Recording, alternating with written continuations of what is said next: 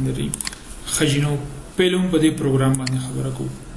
دې کې دا نمبرز چې کوم دي دا انکریمنٹ کیږي او دا چې کوم نمبرز دي دا ډیکریمنٹ کیږي او ځین دا په یو لاین کې داسې پرنټ کیږي.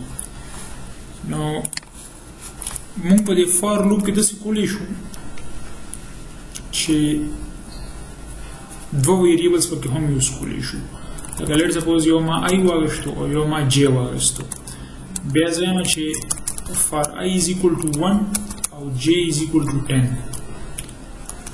نو دا هماغه د انیشلایزیشن پارټ دی که نه، خو دې کې ما آی 1 سره انیشلایز کو، سیمی کولن به نه اچومه، کاما به اچومه، مطلب دا چې this is all initialization part.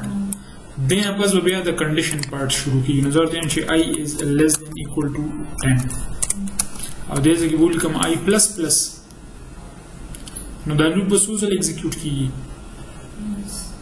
10 ټایمز به ایگزیکیوټ کېږي او آی کې به اضافه کېږي او جے کې به ډیکریمنٹ کېږي. اوس کلیر شو خبره؟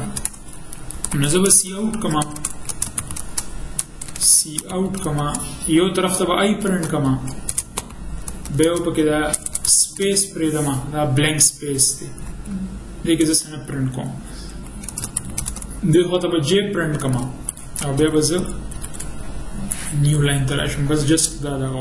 خو افکورس تاسو ځکه نه شو کولی چې تاسو سره دې پته نه وه چې مونږ په دې انیشلایزیشن کې دوه ویریبلز هم انیشلایز کولی شو او په دې انکریمنٹ ډیکریمنٹ کې مونږ ملټیپل ویریبلز انکریمنٹ کولی شو یا ډیکریمنٹ کولی شو. ٹھیک ده؟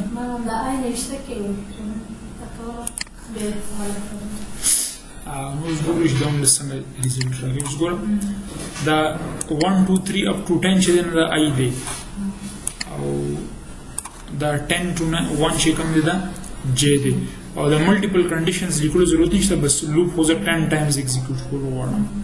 نو دا هم به دی کې دوه ویریبلز یوز کړم. که دا زه یو ویریبل سره کول غواړم، لیټ سپوز زه پکې جے نه یوز کوم، نو بیا هم پاسیبل ده. دا جے دې ځای نه ما ختم کو او دې ځای نه هم ما ختم کو.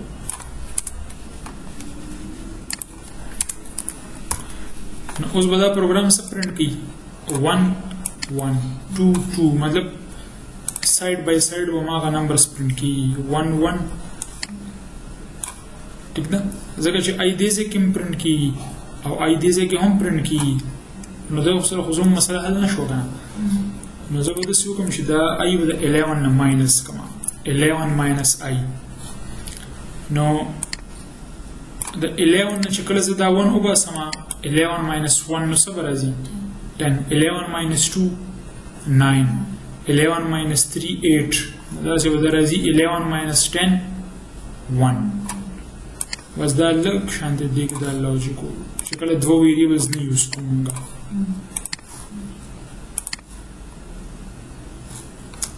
سیم ریزلټ اوسو مونږ ته ملاویږي. نو بس دې ځای کې آی پرنټ کېږي، مطلب 1 او دې خوا ته 11 ماینس 1 10. بیا چې کله آی 2 شي نو دا 2 پرنټ کېږي او 11 ماینس 2 چې کوم دی نو هغه 9 پرنټ کېږي.